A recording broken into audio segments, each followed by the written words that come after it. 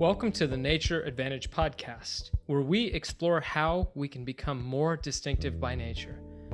As we become more habitually connected to technology, we become more disconnected from nature. Yet history shows many of the greatest leaders, inventors, and artists make nature a habit to find energy, clarity, and innovation. I speak to Grammy Award-winning musicians, Wall Street Journal best-selling authors, business leaders, athletes, and living legends you may have never heard of to discover why making nature a habit has been an integral part of unleashing their potential and how it can help unleash yours as well. Are you ready to discover your nature advantage? Let's dive right into today's conversation.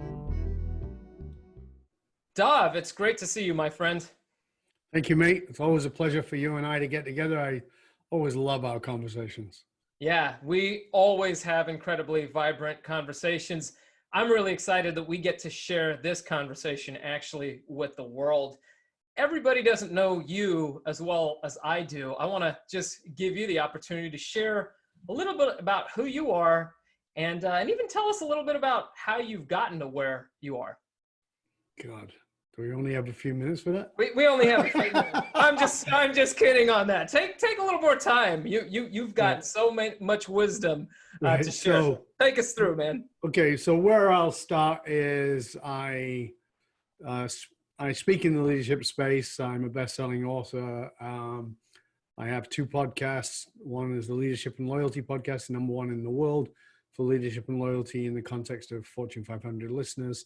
I also have Curiosity Bites with guests from wacky backgrounds, including Grammy award-winning musicians who you might know, to quantum physicists, to neuroscientists, to philosophers. I mean, it's amazing. Aside from that, I speak around the world on did pre-COVID speak around the world on leadership, best-selling author, etc., etc. How did I get here? God knows, that was a twisted turn. I got here because I started out as a kid studying philosophy and religious philosophy, and that took me around the world to study with different teachers and masters around the world. Studied martial arts, quantum physics, metaphysics, psychology, the psychology of excellence, and let's just go with that for now. Let's just go with that for now. And Dov, that's a good overview when we think about it from the resume. The man I know, it goes a little deeper than that. The man that I've come to know over the past several years, we've become really, really good friends. And one of the things that has always intrigued me about you is we hear a lot, both of us are in the leadership space and our businesses that we have here on the Nature Advantage. I'm just really focusing on obviously how nature has connected to human excellence. You have been a student of excellence for decades. And one of the things that's always fascinated me about working with you, about connecting with you, is how deep you can go and how fast you can get there. You're kind of like a free diver, right? People that are familiar with like James Nestor's work on his book on breath and the whole world of those people that can take the single breath and then just drop 500 feet to the ocean floor on a sled or something. You can get people there without having them black out. Can you tell us a little bit more about why that's so important? I feel like you have the capacity to get people to the why behind their why. What exactly do you mean by that before we even get into exploring nature's role in your life? Because boy, let me tell you, if you're a listener, you're in for a treat, a startling, shattering treat, actually, when we get into Dov's nature story. Tell us a little bit about the why behind the why, though. Well, as we call it, the dragon fire, which is the why behind your why. Everybody's reasonably familiar with Simon Sinek's Start With Why. And I always say that's a great book to start with because it says start with why. You have to start by asking that question, but what's the why behind your why? And that's why most people don't ever go and never even consider looking. And so what that is what is the primary driver? What is the thing that's driving you beyond anything that's logical or rational? So in rational logic, we say 2 + 2 is 4. 4. We know that. But in emotional logic, which is where your primary drivers exist, 2 plus 2 might equal a giraffe, a chair. It might equal stress. It might equal anxiety, courage, joy. It's whatever subjective meaning you've got among where you've connected two things together. So what my work is in finding out what the 2 plus 2 is for you at a deep primal level. What is it that's driving that pulls you towards what it is you do and what it is you want to do. So you can go from success, which is great, to significance, which is wonderful. But beyond that, success, significance into fulfillment, so you can create a legacy that outlives you. Because my purpose in my life is to impact the lives of those who will never know my name and whose name I may never know. And you've done that quite well in the way that you've been able to work through, make those connections with others. The names of the people that Dov has worked with, many of them you can't name, right? Yeah. But you've worked way, way at the top. Some of the most recognizable names on the planet that you would know, Dov has personally worked with them and helped them to work on this process.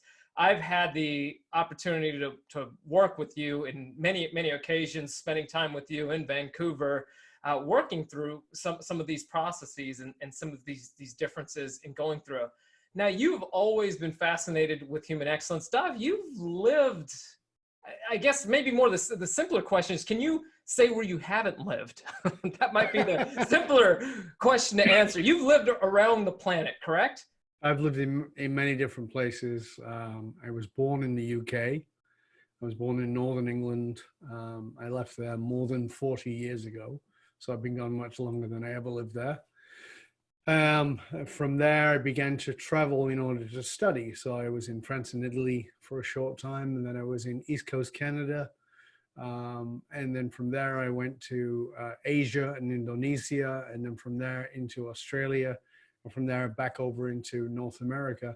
And the reason for my travel was to travel and study and with these great spiritual, metaphysical teachers from different religious philosophies. That was Vedanta, which is Hindu philosophy, Buddhism, the Tao, Gnostic and Coptic Christianity, and Kabbalah, which is Jewish philosophy. I studied all those, and in the process of studying those, got kind of frustrated with all these incredibly wonderful, kind, amazing human beings who were spiritual people who couldn't make a buck, couldn't hold down a relationship, couldn't actually do the sort of feet on the ground, in the grip of your hand sort of thing. And so I started studying psychology, wanting to understand, well, why is this? I studied psychology, became a therapist, family therapist, started studying family dynamic and attachment theory and Jungian psychology, and got really sick of people moaning, complaining, and bitching about why their lives sucked and how I was supposed to fix it as a therapist. Had no interest in that. Then started studying quantum physics, kind of stumbled into quantum physics, found my way into that and the study of excellence. And that really in those days was called the psychology of excellence. Psychology of excellence was looking at top athletes and entertainers and CEOs and those kinds of people. And I found a lot of them were sort of soulless. So on one end, I had these spiritual people who couldn't succeed, couldn't have a relationship. Then I had the psychological people who were committed to being a victim, or seemed that way to me. And then I had the people of excellence who were kind of soulless, but driven to succeed. And I went, how do you put all that together? And the study of quantum physics for me allowed me to find a connection between all of them. And I wrote a thesis on quantum metapsychology, which is the intersection of quantum physics, metaphysics, and psychology. So that's why I traveled so much and studied so much and wanted to do all these different things. Yeah, and that's given you quite a wide array of experience. Dov has a very unique voice and a very unique accent. I think you call it, you speak Labradoodle, is that correct? I do, I speak fluent Labradoodle. Yeah, that's it. Because the first time we met, I was like, where is the accent? What is it? And he says, well, it's not one, it's a whole culmination of many, many. When I'm in Australia, everybody knows I'm a POM, which is English. When I'm in England, everybody thinks I'm American. And when I'm in the US, people think I'm Aussie. So it's And it also depends on who I'm speaking to. Sure, absolutely. Now, Dov, in your travels, you've become very cultured. You've gotten into so many things. You've talked about martial arts, bodybuilding. You've done all sorts of different elements. In your travels, I know for you, you've been very intentional about getting out, just getting outside, getting into nature. You're a very seasoned gardener as well. Just in your residence in Vancouver, I've had the privilege of actually being there. It's absolutely beautiful. How did that start in you? Is that something that you started at a young age where you were just enthralled with nature? You enjoyed getting outside, or was that something that came as a result of later in life with getting out traveling? You know, of course, I knew I was coming on this podcast, and I was really thinking about, okay, nature and me. And I was talking about this with my wife on the last weekend, and that when I was a kid, I mean, I grew up, as I said, in Northern England, an incredibly urban area. I mean, everything was variant shades of gray. I can clearly remember going on a provided holiday, meaning the Jewish Society provided for poor kids to go traveling to some other part of the UK on a holiday. And, you know, you had to study Hebrew and all the rest of it, but you got to go somewhere else. And I got to be in Seven Oaks, which was in Surrey in England. And I remember, like, I'd never seen so much green. I didn't know what was going on. And I'm there, and I saw these big rocks in this field. And my buddy and I said, let's go run and see if we can jump from rock to rock. But as we jumped onto the first rock, the rock collapsed under our feet. And so I jumped on the second rock, and the same thing happened, and realized what I was jumping on was cow patties. They weren't rocks at all. So cow poo was spraying up my legs because I thought, I didn't know. I'd never seen that before. So that was my sort of first interaction with nature. But as a kid, you know, we didn't have gardens. We didn't have any of those kinds of things. It was all terrace houses, or what do you call them? Row housing. As a kid, when I got to be about 9 or 10, I got to live with my grandparents for a year. And that's a whole horrible story. However, they had a garden, not a big garden, but a little bit of a garden. And my grandmother allowed me to go outside and mow the lawn with a push lawnmower, which I loved doing. And there was a little sort of trim around the edge of the garden, around the lawn, where we could plant things. And she got me to plant some roses and some nasturtiums, and I was just hooked. And my grandfather on my other side, my paternal grandfather, he and I had zero relationship, but he was a gardener and he had a greenhouse. And so I went to his house, and I was fascinated by this greenhouse. I'd never seen it. He was growing tomatoes, and, you know, in Northern England where there was nothing. And so that was the original pull for me with nature. And it wasn't, I mean, it was just sort of got into me. And so from then on, I felt this pull. And so when I moved to Australia, you know, and I lived in Western Australia, which is pretty dry. It's arid, it's like Arizona weather. And I was there, and I surfed every single day for 1 year. Summer and winter, every single day for 1 year. I'm still not a good surfer, but I learned to surf that way. And that being in the water, that ocean thing for me is so important. When I go into that water, all stress immediately dissolves. And I was not a good swimmer. I was not strong, but that sense of even battling with that nature gave me that deep sense of connection. And from there, I just love snorkeling. I actually love snorkeling more than diving, and just being on the water and just sort of maneuvering my way through and watching things just swim past me is just, for me, it's a very much a flow state, because nature is the key to flow state. And I feel it. So for me, if I want to get connected, I go to flow state. And that's why, you know, even though I'm from that urban area, wherever I live, I want to live by water. As you know, I live about 30 seconds from the water, and I can literally look out onto the ocean at any moment. And even though I'm not in it, there's a connection there that's so deep and so, for me, stress removing and connecting me to the flow of life. I really want to make sure everybody hears what Dov said. For you, Dov, that water connection was kind of like a practice of flow, and you would need that flow in your work and in other areas, but it got you to that place just by being in the water or being around water. Is that fair to say? Yeah, there's something even, I mean, you know, I prefer ocean over lakes, but even that view of water, and we know this, by the way, so there's a lot of neuroscience backing this stuff, that the, you know, so for instance, if you measure the neural response of somebody who is looking at a cityscape, and I like cityscapes, I live in a city, and you take exactly the same neurofeedback and you pay attention to that person looking at the ocean, there's an immediately calming. Now, let's just put this in perspective.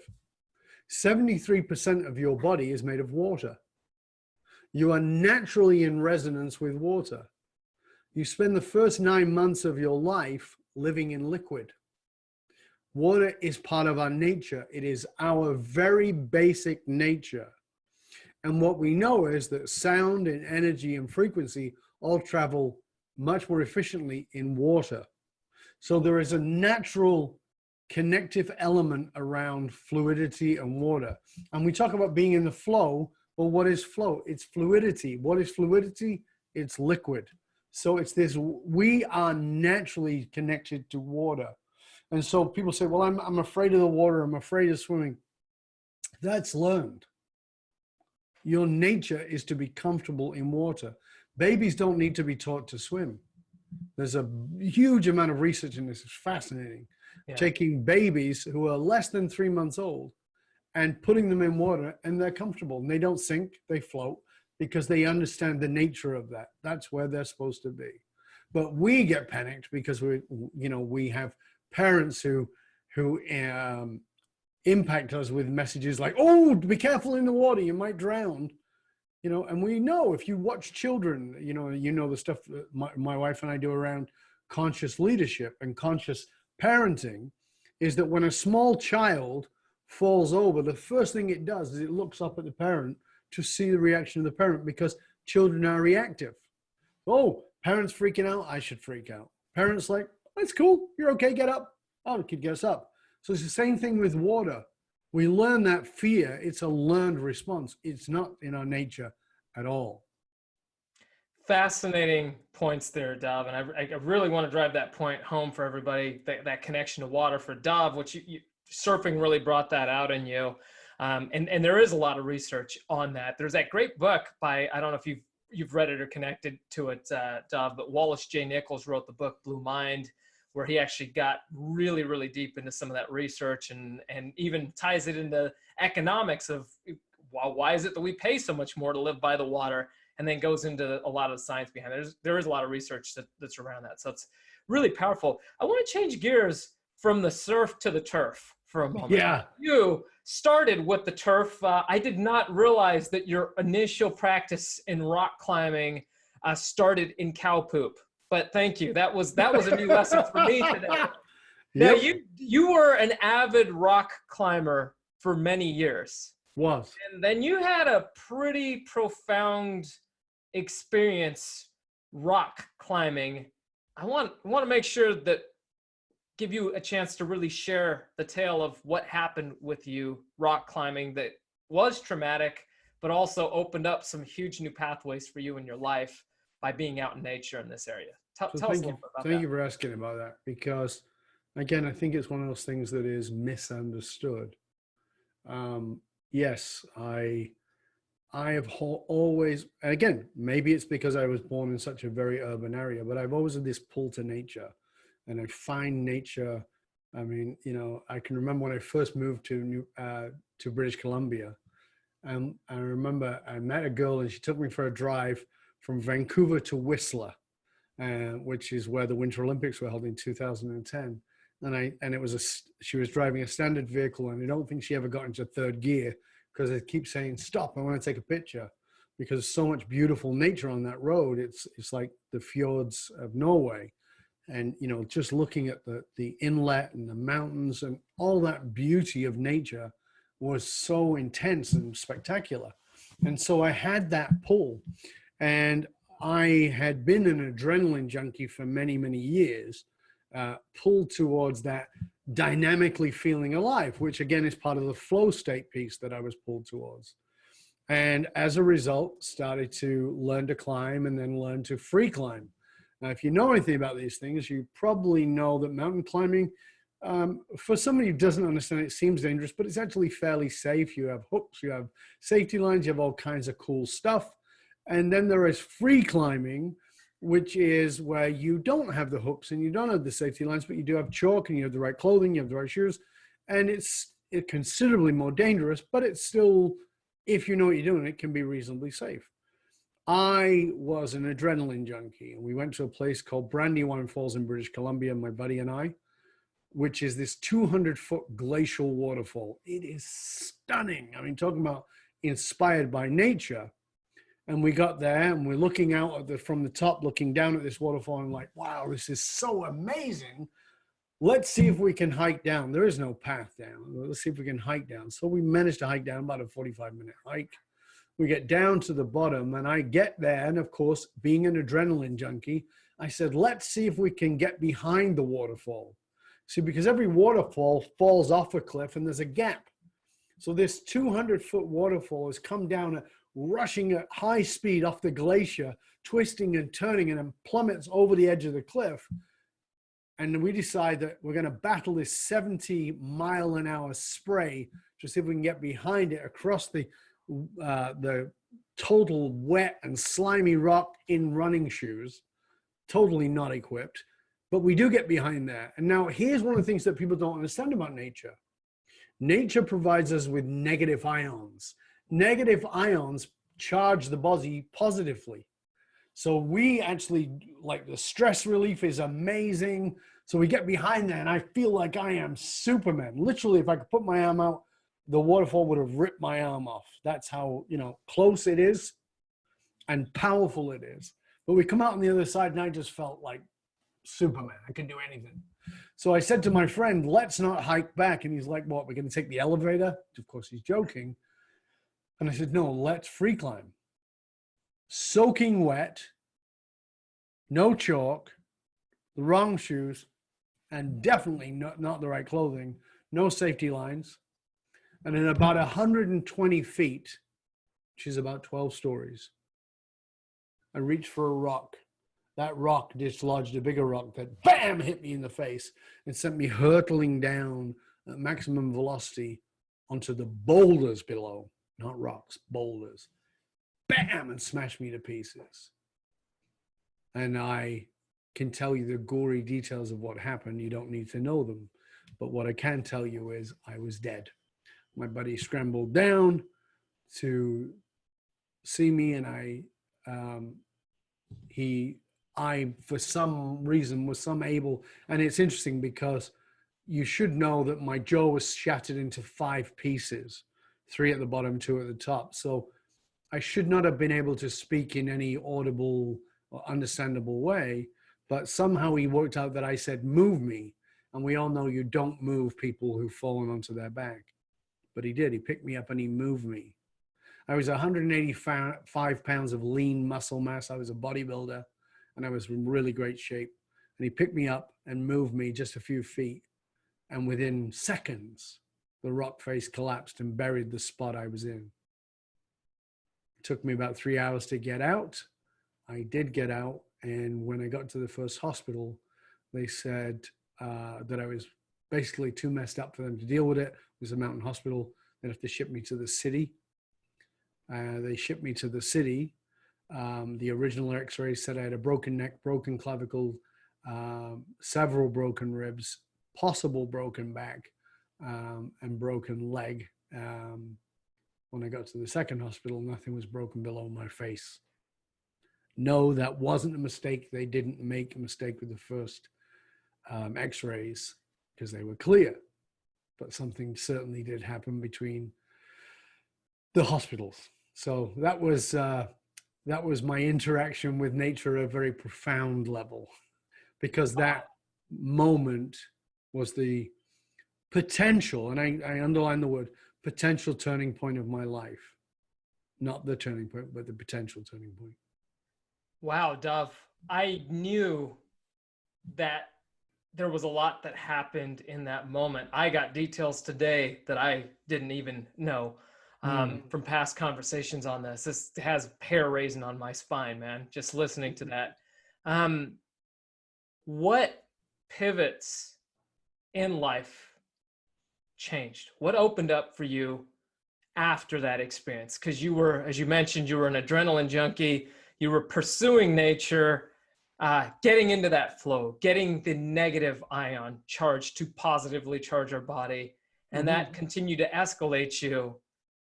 And then yet nature seemed to show you exactly where some of the potential limits are and some of where we can be limitless can be. Yeah, what opened up for you? What shifted for you after that experience? Because I know life went in some different directions after that. It did. And, you know, when people say that must have changed your life, my answer is no, it didn't. And people are like, really? Like, no. They go, what do you mean? And I say, because instead of changing me, it embedded me. And people go, what do you mean? Well, I was an adrenaline junkie, as I said, and that event happened in June of 1990. In November of 1990, having lost 30 pounds in 3 weeks, so from 185 to 135, because my jaw's wired closed, I've had several reconstructive surgeries. In November of that same year, I went bungee jumping at 140 feet, right? So from an even, with my jaw wired closed. And I went on that jump, and I was supposed to go with a friend of mine, Marcus, who was kind of my, nicknamed him my adrenaline twin. He was also as crazy as I was. And for whatever reason, he was not able to go. I still went. And afterwards, week afterwards or something, he said to me, how was it? I said, it was amazing. Talking about bungee jumping. It was amazing. And he said, tell me about it. And I suddenly stopped and went, I'm a liar. And he went, what do you mean you're a liar? It wasn't amazing? I go, I don't know. And he goes, what do you mean? I said, I stood on the edge, jaw wide closed, bungee cord wrapped around my ankles. And the guy said to me, I will say 3, 2, 1, bungee, that means jump. I said, okay. I said, he said 3, and my hands gripped onto the railings like life itself. I knew I was not going anywhere. I was terrified, and that was not like me. And I knew that if I didn't let go then, I wouldn't jump on bungee. So he said 3, and before he got to 2, I'd released and I jumped. And he goes, wasn't that amazing? I said, I can tell you exactly what it was. And he goes, what? I said, I can see the blue sky, clear blue sky. I can see the top of the pine trees on the top of the mountain in front of me clearly. And then I can see nothing. I know nothing until I bounce at the bottom end. And then I, woohoo! And he went, yeah. And I went, that was it. And he goes, what is it? I go, that's what I've been doing. And he goes, I don't understand. I go, that's what the adrenaline's about. And he goes, I don't know what you mean. I said, the reason I've been doing adrenaline sports is I was waiting for woohoo. And he goes, well, what is woohoo? I said, it's the moment of knowing I'm dynamically alive. And he went, oh.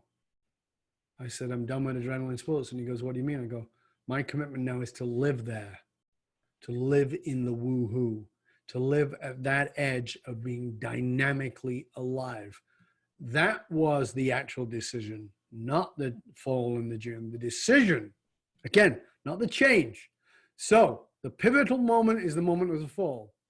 The decision, that's June. The decision is in November, but that's not the change. The change is almost another 9 months out from that. after I'm still wired closed and people are saying to me, how are you doing? And I'm like, you know, I'm a ghetto kid. I'm a leader. I'm a martial artist. I'm a boxer. I'm a bodybuilder. When people say, how you doing? I'm like, I'm great. But that's just me talking through the wire in my teeth egoically. I was not great. I was a mess. I was darkly, deeply depressed. And every now and then I'd go out with my buddies on the weekend and I'd go out with them and I'd come home and I'd be depressed because I didn't laugh. And I like to laugh. And I think, oh my God, I'm so depressed. I can't even laugh anymore. But on this one particular night, I went out and I laughed and I was like, oh, maybe finally I'm coming back. This is so great.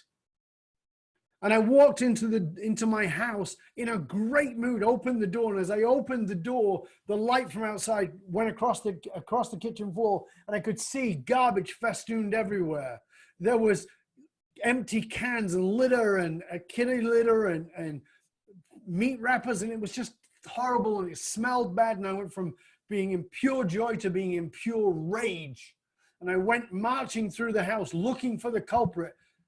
And in fairness, in honesty, I wanted to kill the culprit.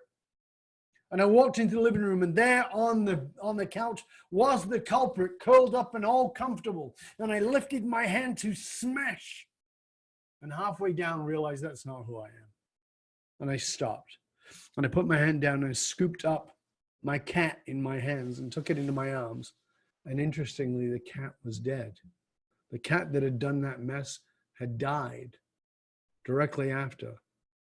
And I fell to my knees and wept for a cat I didn't even like. It wasn't my cat, it was a cat I was given. I wasn't attached to this cat, but I wept. And it was a few minutes in before I realized I am not crying for this cat. I'm crying for the death of who I was. I'd never grieved that. I'd made the decision that I wasn't going to be an adrenaline junkie and I was going to try and live in the woohoo months after I fell. But I didn't understand that my ego was still in the way until that moment I held the cat and grieved my own death, the death of who I'd been. And that was the turning point. That was when I went from a pivotal moment to a decision to a choice point. And that choice point was then where I had to make a decision. How am I going to live from here on in? And that was where I began to look at, I need to find my dragon fire. I need to find the why of my why. I had a why. If you'd have asked me the day before I fell, are you living your life with purpose? I would have said yes. And that would have been true, but I didn't know the why of my why. And in that moment, it was like, I've got to find that if I'm going to live a life that is going to have impact. So I want to just really pick up on just some of what Dov just covered here. Dov, it sounds like nature was an unintentional classroom for you and an unexpected teacher. You didn't know that it was going to give you these lessons. Is that accurate? I think it's incredibly accurate. So the pull towards nature was, the negative ions that would positively charge my body, the beauty, which I'm, as an artist, which is what I am first, I am pulled towards the beauty of nature. I adore that, and I get lost in the beauty of nature and the light as it comes through. But nature for me, as you and I have talked about before, is this insanely brilliant teacher, because nature lives at the edge of magnificent beauty and magnificent threat. We are dynamically, spiritually pulled towards nature. Everything in our being is pulled towards nature. And at the same time, every danger we have ever known, evolutionarily wise, for our entire history of humanity, nature is where the danger exists. And life is on that fine razor's edge between those two places, between the expression, the experience, and the deliciousness of nature, and the edge that could fall to the other side, which is the danger and the threat, whether it's a saber-toothed tiger or whether it's falling off a mountain. Yeah, I love that. It's the edge of the threat and the edge of beauty all wrapped up in one. And sometimes we can go through these experiences that can open up the door for us that show us both of those things simultaneously and allows us to experience emotions in ways that we can't even begin to think of defining when we're going into it. But you just said something there that's really important. Go for it. Right? It gives us an opportunity to experience the emotionality. So in this lovely idea that we have that we're rational beings, that's a bunch of lies. It's not my opinion. Go read it, go do the research. We are not logical. We like to claim that we are, particularly if we're business people, but we're not. We are emotional people first. We create rational lies. We rationalize our emotional decisions. But the fact of the matter is nature is this, it's permission. Nature, that's what I love about nature. It's permission. It's permission to be in awe of the beauty, of the magnificence. But societally, we're, oh, no, don't do that. I remember going with a girlfriend to Niagara Falls and looking over Niagara Falls at this insane beauty, this power, force of nature. And as I looked over the edge, an eagle was rising on a thermal from the bottom up, and it literally went past my face, like, you know, probably 5 feet away. And I yelped. It was like, wow. And that girlfriend said to me, calm down. That relationship was over in that moment. Because nature is permission. And we live in a society that wants to remove that permission. So we remove all of the nature away from us. But nature gives you a connection to what is beautiful, what is magnificent, what is enraging, what brings out the fury in you, what impassions you. This is the reason that people are so up in arms about climate change and all the rest of it. And it's the reason that people go the other way up in arms. It's because nature is evocative, and art and creation are evocative. And if nature is created by the creative force of the universe that you might call God, and if you are made in the likeness and image of that thing, then you are a creator. So you interact with creation. Therefore, it is evocative. So every time you create, you evoke. Every time I create a podcast, every time I create a book, every time I create an article, I'm looking to evoke emotion. You might go, well, this is very logical and sensible, but you won't do a damn thing with it unless you feel the emotion of it. And that's what nature gives us permission to do. Nature says, we can go, oh my God, and the tears can roll and we look at the magnificence and the beauty. And so every day when I spend time in my garden, that's what I'm doing. I'm reconnecting to the evocative nature of nature. Wow, that is some profound insights there, Dov. Thank you for taking it so deep. Thank you for taking it so deep. When we're listening, when we're thinking about this here, nature gives us the practice of evoking emotion. So nature is a canvas. It's a place for us to practice getting into flow state. Dov has given us this today. You can practice getting into flow by being in nature. For him, it was by being in the water at periods of time. Then that got into the rock climbing with positively charging your body with the negative ions. And then now the gardening evokes a sense of, it gives you that permission, that creativity in opening these areas. And the more time that we spend following the mavericks of do more, be more, produce more, here's an app for these elements, the further away we get from the original source that has given us everything that we know in life. We still can't completely explain why is it, or how is it that out of a seed grows an incredible tree? How does it know? Like, where is the wiring? We know that these things happen, but how does it come with these pieces? And what's it going to lead to? So getting us back to these places, Dov, evokes that sense of emotion, that sense of flow, and that sense of energy. As we're wrapping up here, what are, maybe for our listeners, you're in the city, which is why I love it. You're in Vancouver. You are in an area that has incredibly beautiful nature right around it. It does. You've traveled extensively. What are the simple things that people can do on a day-to-day basis? Maybe if they were growing up? You said you grew up in the ghetto, right? So if you were talking to yourself as a child, where maybe you didn't have access to the things that you do now, No. what would you tell yourself? What would be some of the things that you would tell that 8-10-year-old boy, besides go step in cow poop, right? We already got that one off the list. Or what would be things that people could do when they feel like this is great, but I don't have nature around me?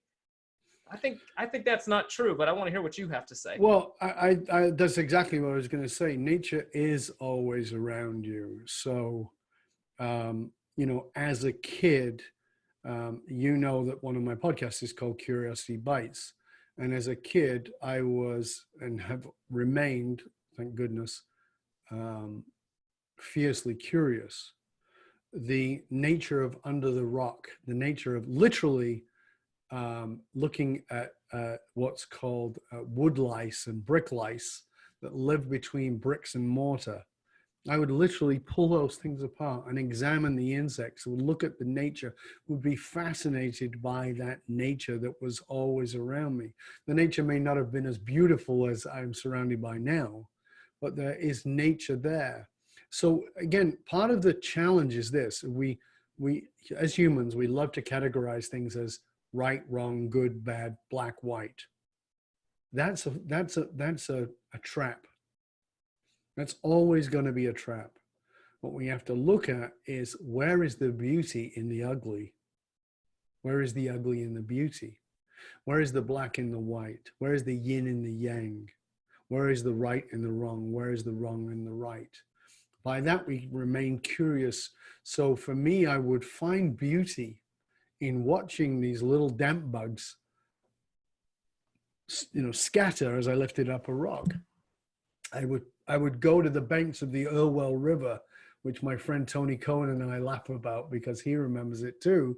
The banks of the Irwell River, we're like, you know, we're not afraid of COVID. We grew up swimming and going in the Irwell River. The Irwell River was an industrial river because we lived in an industrial city. So industrial complexes poured their pollutants into that river, and you know, rats lived on the banks, and we played with the rats. Is it beautiful? No, it's horrible. It's disgusting. I wouldn't want my children to do it, but it was still an interaction with nature.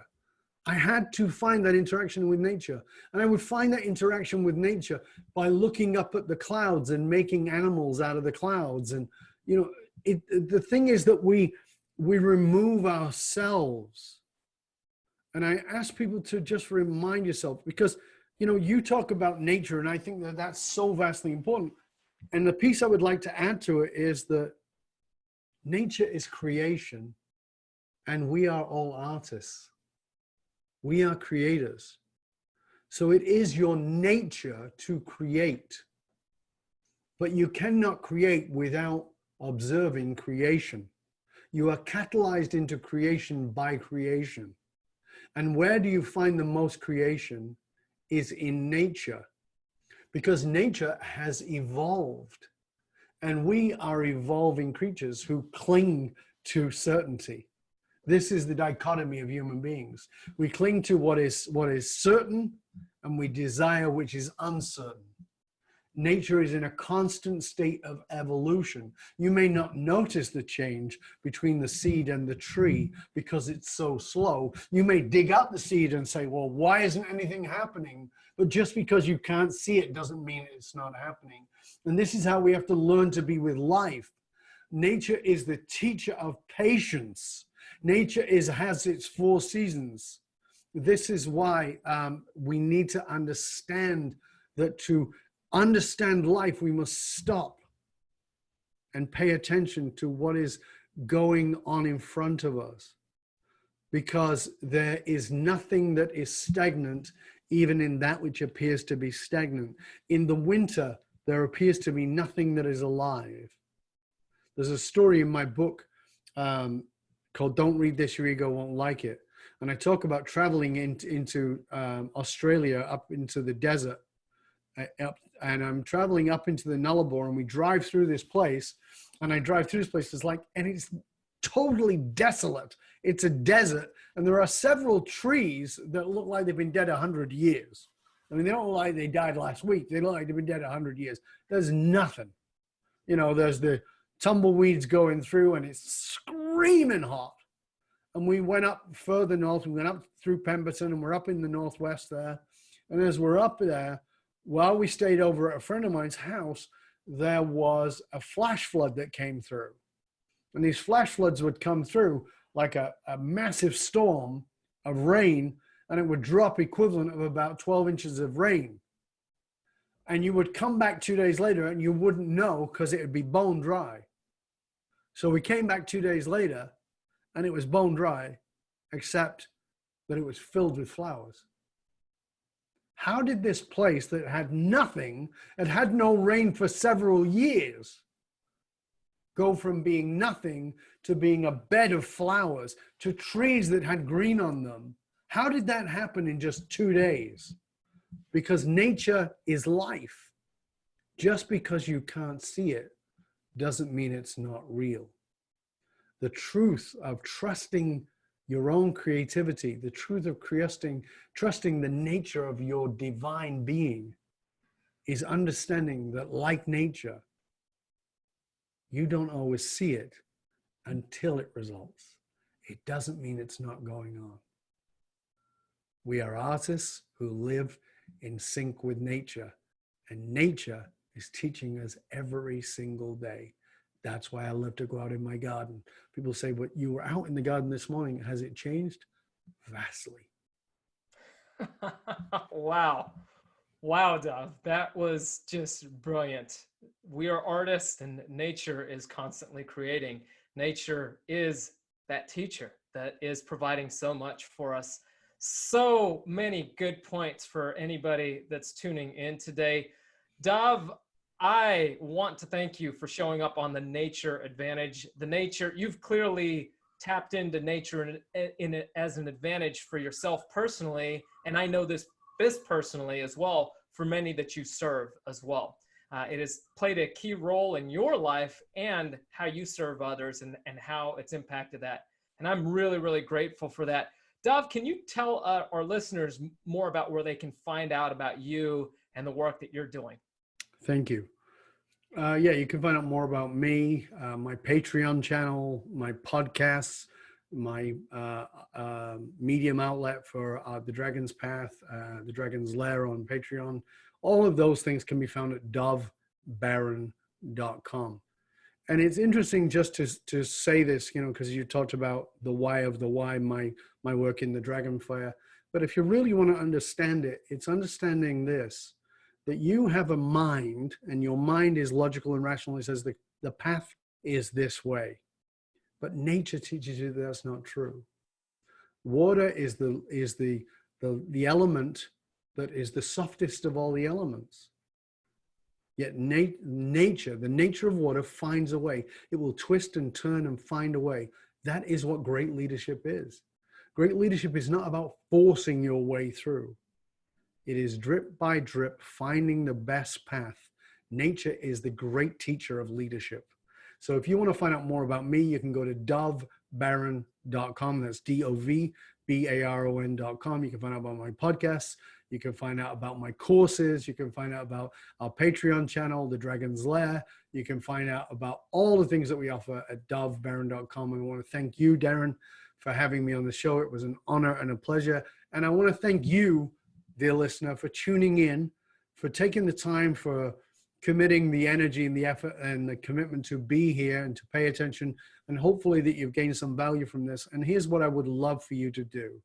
I would love for you to rate, review, and subscribe to this show on Apple Podcasts or wherever you're tuning into podcasts, because I think this is an important show, and Darren's bringing you great guests and sharing immense wisdom with you. So please go to those outlets, wherever you listen to podcasts, rate, review, and subscribe to the show, and then share it with other people, because we live in an abundant world. Nature is abundant. Let's share the wisdom that Darren's taking the time to not only do the show, but bring you great guests.